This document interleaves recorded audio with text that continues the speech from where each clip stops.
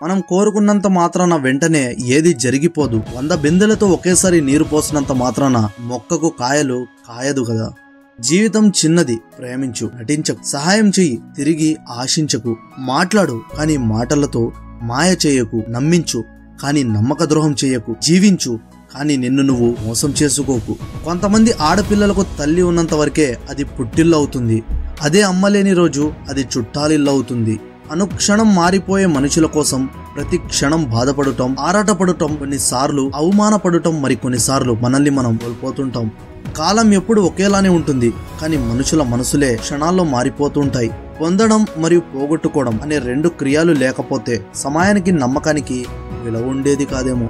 ఒక్క క్షణం సహనం కొండంత ప్రమాదాన్ని దూరం చేస్తే, ఒక క్షణం అసహనం తమ జీవితాన్నే నాశనం చేస్తుంది. ఒకరి అదృష్టాన్ని ఎక్కువ చేసి చూడకు, ఇంకొకరి దురదృష్టాన్ని తక్కువ చేసి చూడకూడదు. కనిపించకుండా పోయిన వారి కోసం వెతకచ్చు, కానీ కావాలని తప్పించుకొని తిరిగే వారిని మాత్రం పట్టుకోలేము. గొప్పతనం అంటే ఏదో సాధించడం కాదు. గొప్పతనం అంటే ఏదో సాధించడం, సంపాదించడం కాదు. మన చేతల వల్ల, మాటల వల్ల ఎవరికి బాధ కలిగించకుండా ఉండడమే నిజమైన గొప్పతనం.